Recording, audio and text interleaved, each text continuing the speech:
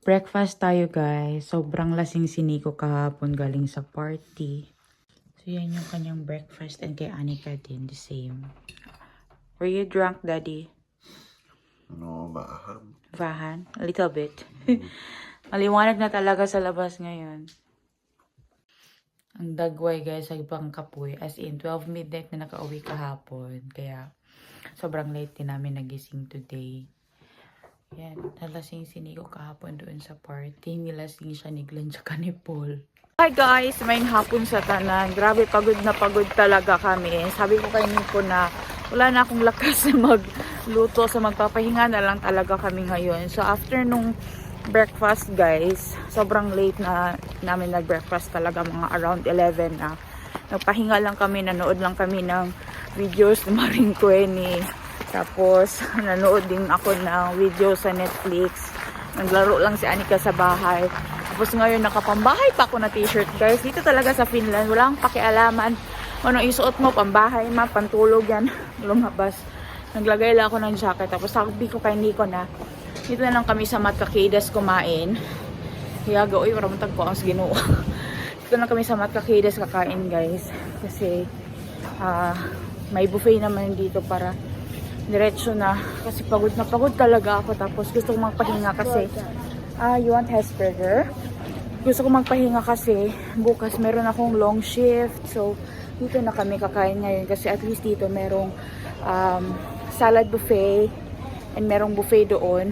So marami kaming options sa mga kain. Pero kay Anika gusto niya daw ng you want Hesburger? Hesburger daw sa kanya. Dito guys, meron silang salad bar.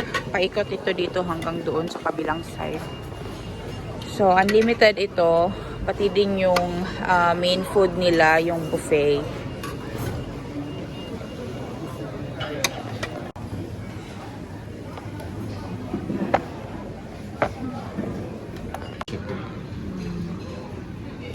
Ito yung kanilang buffet guys. Unlimited yan. Siguro yung kunin ko is rice. Mag-rice tayo. Mashed potato, rice, vegetables, steamed vegetables, tapos yung potatoes din siya na baked. Meron pang fish doon guys, pero hindi na ako kumuha. So ito lang kinuha ko. Sobrang dami kong kinuha kasi gutom na gutom ako. Tapos kumuha din ako niyang mushroom soup. Mga unta. Walang ligo at walang bihis ay pupunta ng store para bumili ng verhotangkor, yung curtain rod. Kasi kailangan namin yun guys dun sa isang bintana namin yun. Kasi sobrang maliwanag na nga and sunny. So dun nakalagay yung aming mga laptop. So naiinitan siya. So bibilhan natin siya ng verhotangko or hindi tango. Yung curtain rod. Maghahanap tayo dito sa Karkainen ng naka-sale. Kasi last time dito namin nabili yung mga verhotangko namin. Tapos mamaya, kailangan nating bumili ng maraming gasolina. Mga at least 2 canisters of gasoline.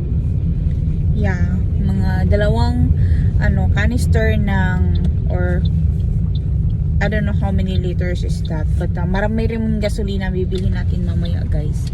Wala naman tayong susunugin pero magsisave kami kasi magkakaroon dito ng strike sa mga gasoline. Tapos yung mga gasoline stations is baka maubusan ng gasolina guys kasi 2 weeks yung strike.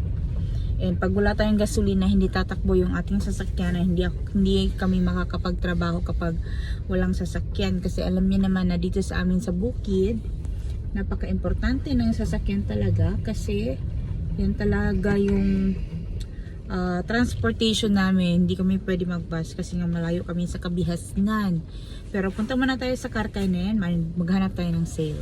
Dito na tayo sa Karkainen guys, and maghanap na tayo dito ng sale. And maraming silang mga naka-sale dito ngayon na mga pang-anik-anik sa bahay. Pero yung bibilhin lang naman natin is yung curtain rod. Si Anika is andoon sa mga books guys. Gusto niyang tumingin-tingin ng mga books. Dito yun banda sa likod namin nakita last time eh. If it's not here, maybe it's somewhere else there on the other side. So, ito na yung mga curtain rods nila. And let's look for a sale. Daddy, this is 19 euros. Yung mga curtain rods nila, guys. Parang wala na silang sale. Ubus na. Ang gaganda pa naman ng curtain rods. Maybe some. There's no black model that we have. Yeah, we have. They have this white one. They don't have anymore. Nakita na kami, guys. Yan na yung bibilhin namin. Color black. Para mag-match siya dun sa aming wall. Kasi puti yung aming wall. May papakita ako sa inyo, guys. Dami nilang mga anik-anik dito, oh. Meron silang binebenta dito na decoration na dyan sa atin sa Pilipinas. Ginasugnod man in tawon. Pero dari, guys, baligya siya. As in, mahal ra ba kaayo? So, guys, advice ko sa inyo, ipunin nyo na yung mga balat ng ipil-ipil dyan sa Philippines. Ito ba?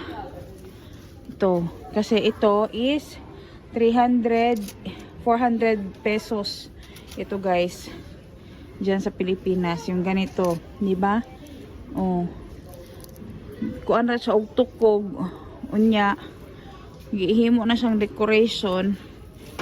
6 euro na kapinday sa amua. Mga sobra ni siya og 300 pesos diyan sa Philippines. Di ba? Akalain niyo yan, ganyan-ganyan lang itsura niyan. Sa atin ginasugnod man ito. Pero dito ginabaligya siya, guys. Anika, guys, andito naghanap ng books. Did you find something? Tingin-tingin lang yan siya ng books, guys. Babasa-basa siya. Pero hindi muna tayo bibili ng books kasi last time bumili na kami ng books niya. Gusto niya kasi yung magbasa-basa talaga ng mga libro. Mga funny books. Is that a funny book again? Mga kids books naman yan siya, guys. What happened? It's kitten. Oho. Sesato. Parma, it's painful. What happened is Ah, this is a series. it's so cold. Yeah. Sobrang daming pwedeng bilhin dito sa Karka na yan, guys. Yung pambili lang ang wala sa atin. So, kung ano lang yung importante, yun lang yung ating bibilhin. Yan na yung mga pang-grill nila, oh. Mga griller nila. Pero hindi ko gusto yung ganyan. Mas gusto ko yung charcoal talaga. Yung uling ba. Hintay dito ng tanim, guys. Kasi yung isang side ng aming cabinet, kulangan ng tanim. So, maghanap tayo dito ng tanim na mumurahin na pwede natin ilagay doon. Ang ganda nito, guys. O, gusto ko yung ano niya ba, ng dahon niya. Ang ganda tingnan.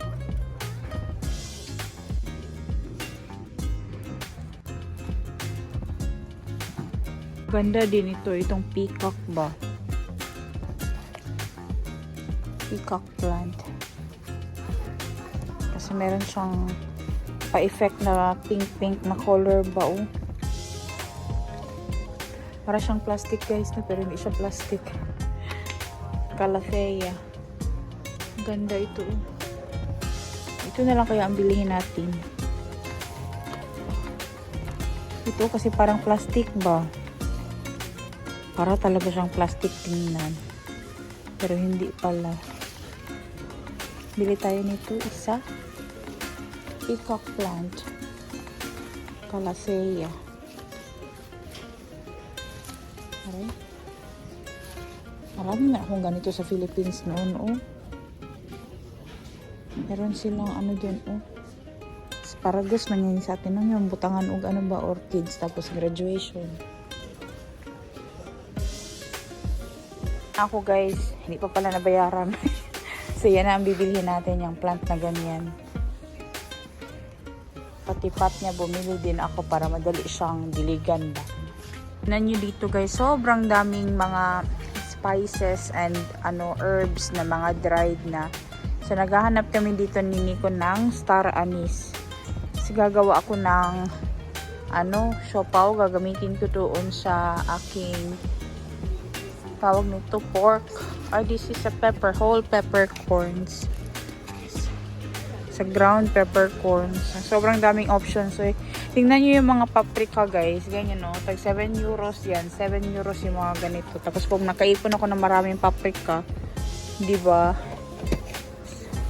Lang siya, powdered lang. May mga naipon naman ako na doon nasa bahay. Kailangan ko lang ng machine na pang ground nun. Bili tayo nun next time kapag meron na tayong budget for the machine. Tingnan nyo yung star anise guys. Ang mahal naman. Uy, 5 euros. Ay, di ako bibili nito guys. Ang mahal man. Di mo natin afford. Kalahati na yan ang budget natin sa ating 8 euro Haviki Ruwaka. Maghahanap tayo ng mas cheaper.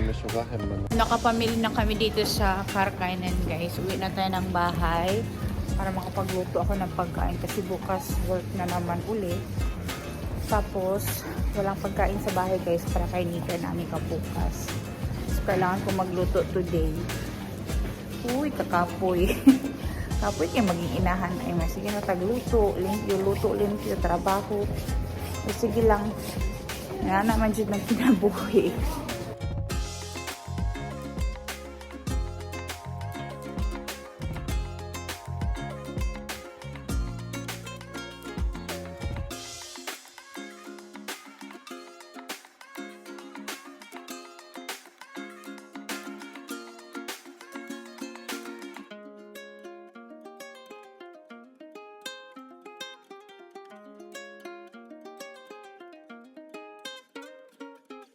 Sana naman tayo dito sa Lidl guys. Ito yung pinaka-cheapest na store dito sa Finland talaga pag nag-grocery ka. Of course, mas cheap pa rin doon sa Haviki Ruwaka. Pero dito naman, hindi tayo bibili ng Haviki.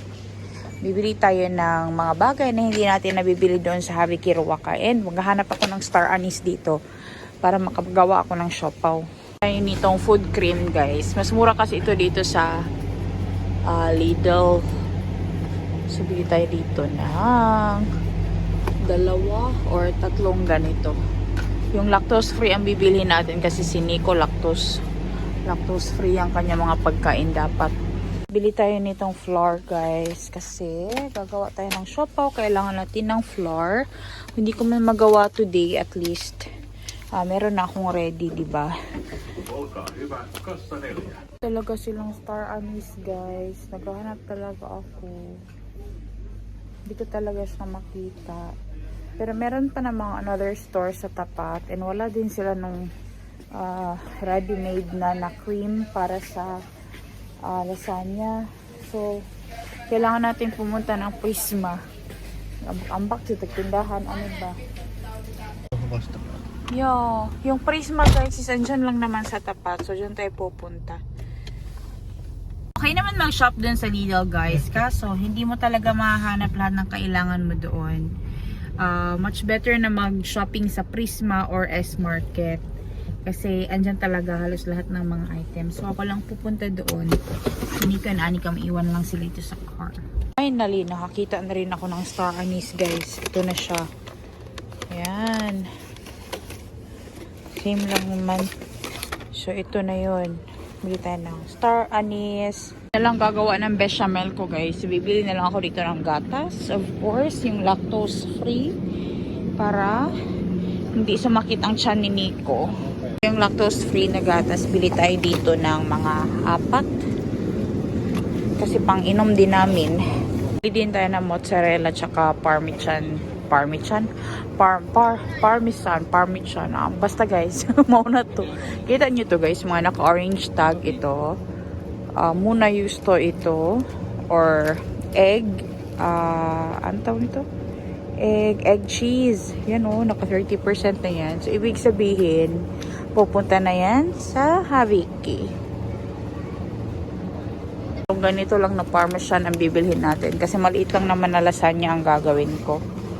Wala ako sa Laone na Prisma guys. Alam niyo ba, most of the products na andito na yung hindi na siya ano sa kanilang standard, yung pa-expire na nga, like today, like example yung mga naka-orange tags, mapupunta na yan sa Haviki. Yan itong Laone na Prisma, isa din sila sa mga nagdo-donate and nagbibigay ng mga pagkain doon sa Haviki Ruacapaica, kung saan nabibili namin ng mura for 10 euros. Kaya nga nang sabi ko dati, hindi lahat sa Haviki namin binibili talaga yung pagkain na kinukonsume namin.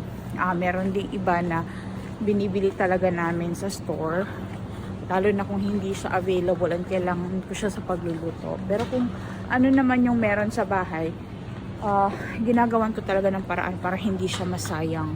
Yung mga pinamili ko today guys, yan yung mga pinamili ko. 2 klase ng cheese, isang spice, tapos 4 na gatas.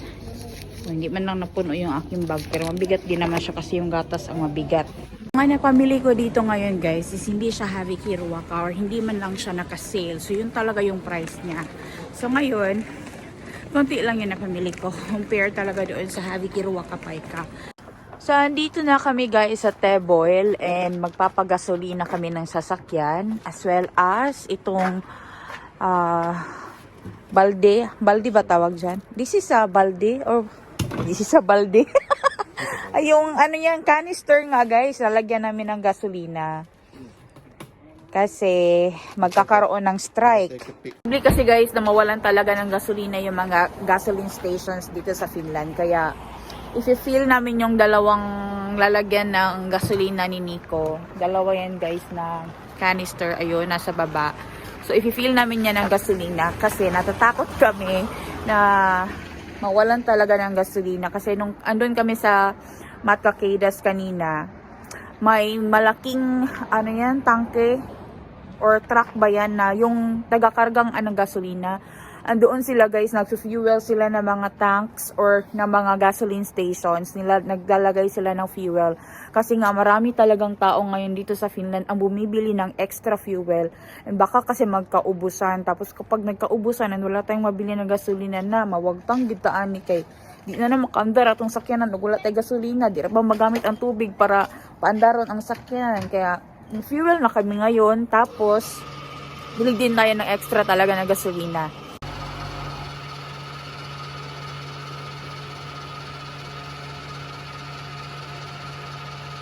Nagpagasolina na ako kahapon guys, pero nabawasan na yung laman ng tangke of course, kasi nagpunta kami ng Rihimaki kina Raquel.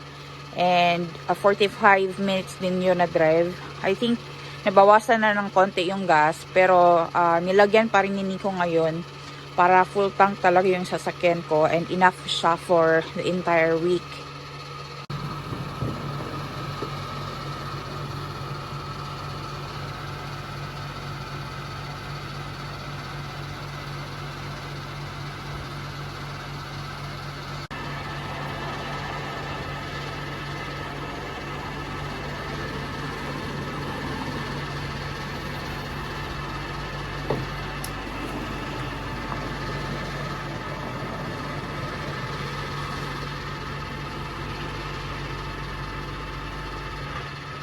Itong isang tangke guys, isang canister is napuno na siya ng gasolina.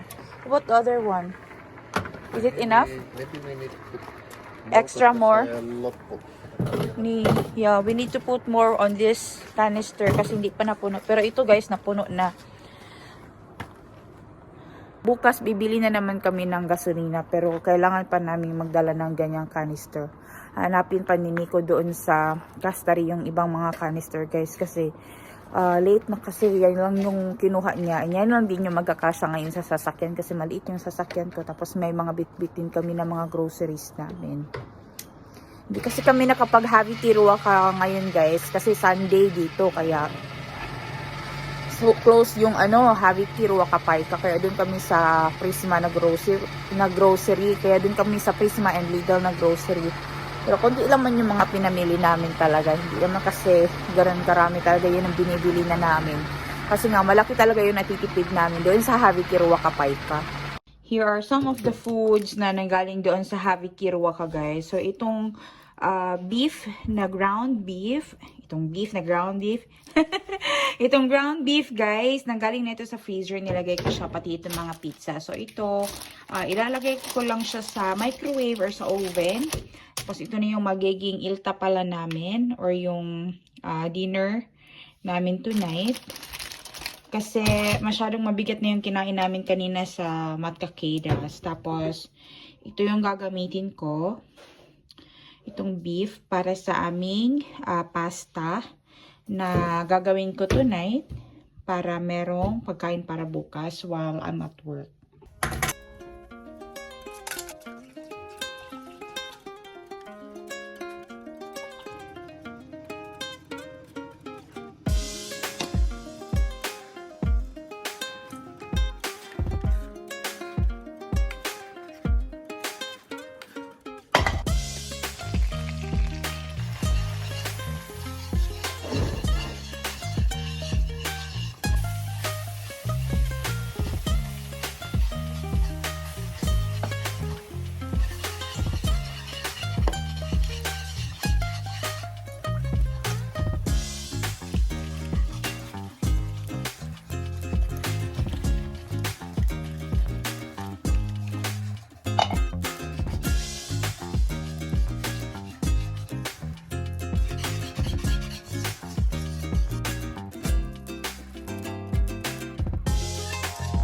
Ito pa yung dalawang kamatis, guys, na canned. Galing doon sa Havi Kirwaka. So, ito din yung gagamitin ko para sa paggawa ko ng aking lasagna.